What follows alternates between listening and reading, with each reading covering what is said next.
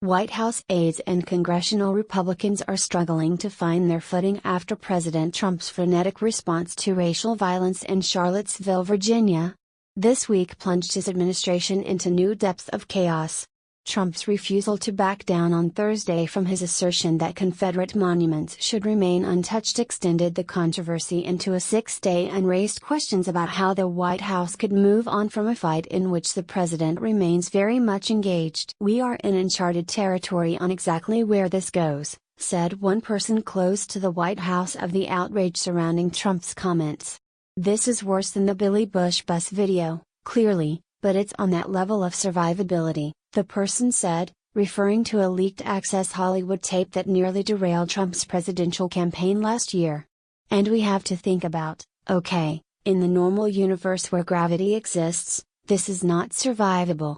But in his world, gravity does not exist, so I think it could be survivable, but he has to stop talking about it."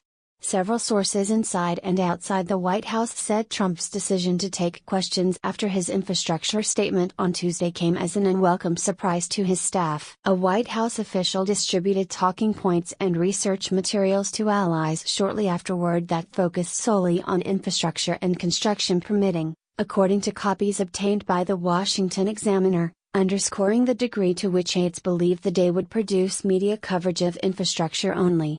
Gary Cohn, Trump's chief economic advisor, was particularly upset by the incident, two people familiar with the situation said. The president's remarks undo one of his most visible projects to date, as one source noted. Cohn played a major role in creating the business advisory councils that Trump dissolved on Wednesday. A White House official told reporters traveling with the president on Thursday that nothing has changed in Cohn's plans to remain at the helm of Trump's National Economic Council amid speculation that Cohn may resign over the president's remarks.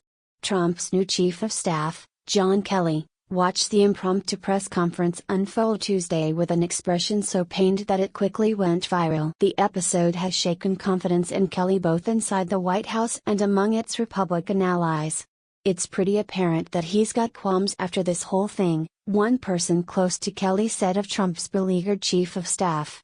"I don't know what he's going to do, but a lot of people are telling him, just stay in because as bad as things are, the country needs you and needs stability." The person said Kelly may have erred by allowing ambiguity to surround the White House's messaging strategy. "I think he made a very strategic error when he came on in that he didn't establish a set of preconditions with the president as to how things would work, especially on the communications side," the person close to Kelly said.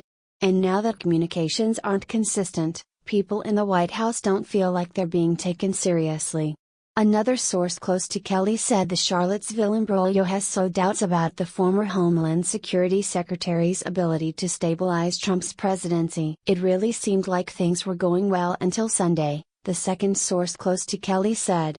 "Now, I'm sitting here wondering, if a four-star general can't convince President Trump to stick to the script for 5 minutes, can anyone?" While Kelly has streamlined the flow of information to Trump and added a sense of structure to the staff, he has yet to make any major personnel changes beyond the dismissal of a communications director and has so far failed to rein in Trump's destructive impulses. "Cabinet secretaries have to go through Kelly if they want to reach the president," one source familiar with the process said, and Kelly insists on approving the memos and clips that reach Trump's desk. But the chief of staff has not yet found a way to blunt Trump's sharp edges, particularly when it comes to social media.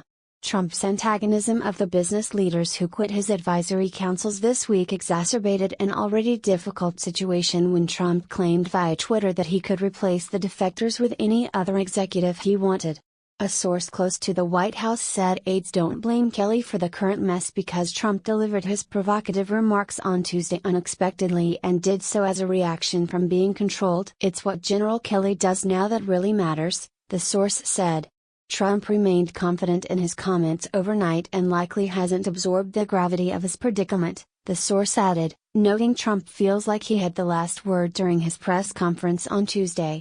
While the president may not be persuaded by clips of his usual media detractors bashing the Charlottesville response, the source said Trump may take notice if Kelly shows him criticism from entertainment figures that have never weighed in on this issue, New York personalities Trump respects, or even a snippet of Jimmy Fallon's tearful monologue on the issue. Alex Conant, a GOP strategist who advised Senator Marco Rubio, Republican Florida, said Kelly still commands respect among Republicans despite the discord that unfolded on his watch this week.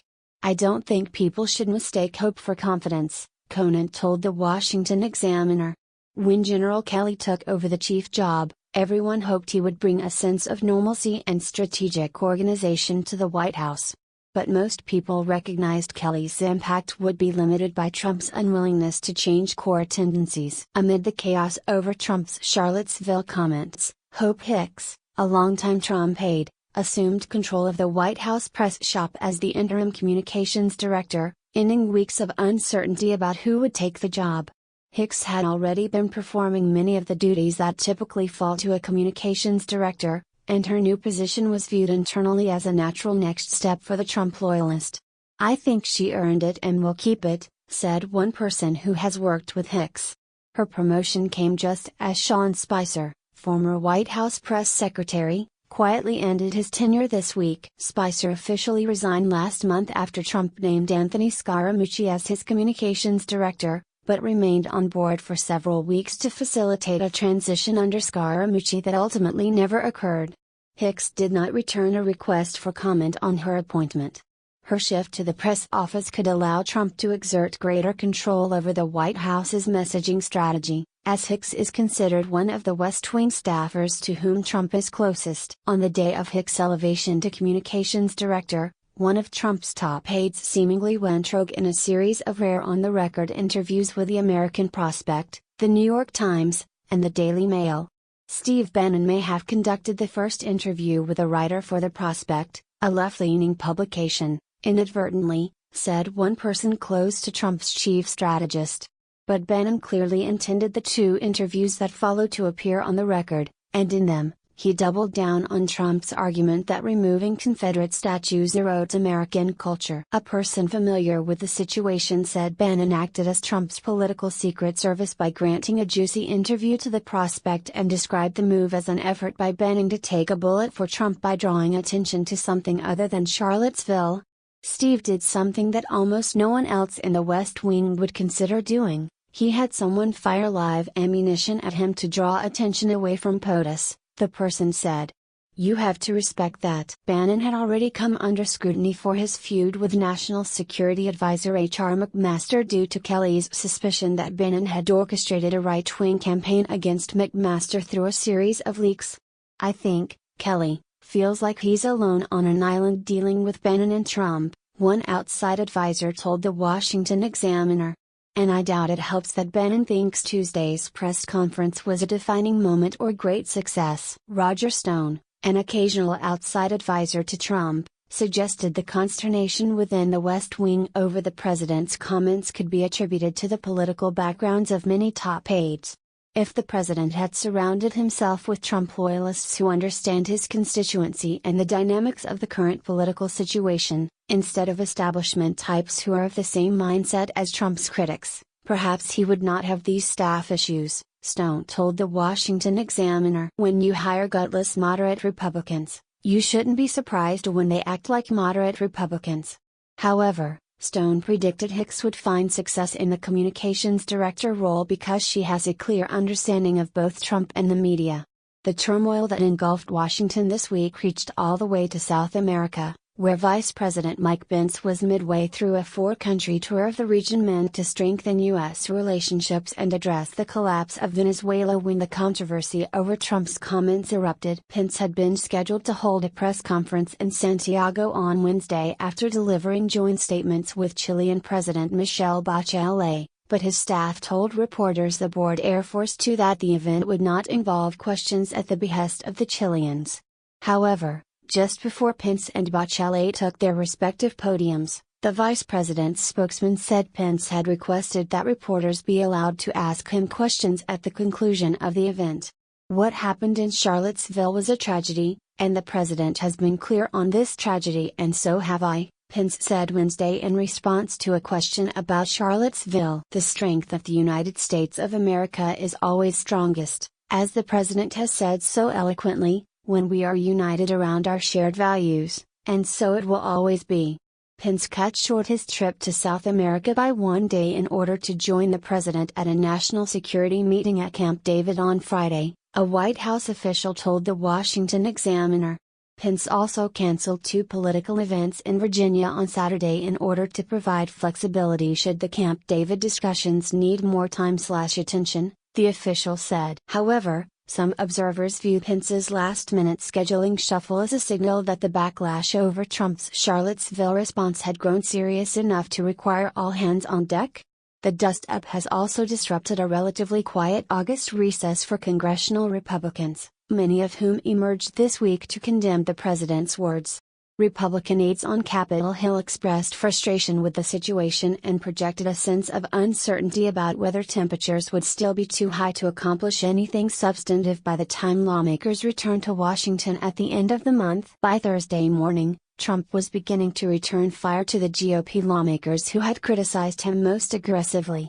He excoriated publicity-seeking Senator Lindsey Graham, RSC, in a tweet Thursday that ripped Graham for claiming Trump had drawn a moral equivalency between white supremacist demonstrators and the left-wing counter-protesters who had come to oppose them. "Such a disgusting lie," Trump wrote. "He just can't forget his election trouncing. The people of South Carolina will remember." Trump also went after Senator Jeff Flake, Republican Arizona, for his criticism of the White House's Charlottesville response. Flake has long served as one of Trump's most vocal critics within the GOP. "Great to see that Dr. Kelly Ward is running against Flake." Jeff Flake, who is weak on borders, crime and a non-factor in Senate, Trump wrote in a tweet praising Flake's Republican primary opponent. "He's toxic." A source close to the White House said the tensions created by Trump's response to Charlottesville could complicate lawmakers' efforts to pass major legislation come September, when the month-long recess ends.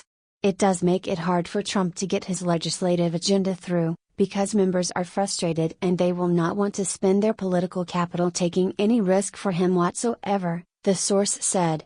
The legislation that's put forward will have to be so philosophically aligned with Republicans on Capitol Hill, because there will be very little negotiation that members will want to do. What do you think about this news? Scroll down and comment. Thanks for watching. Please subscribe. Goodbye and see you again.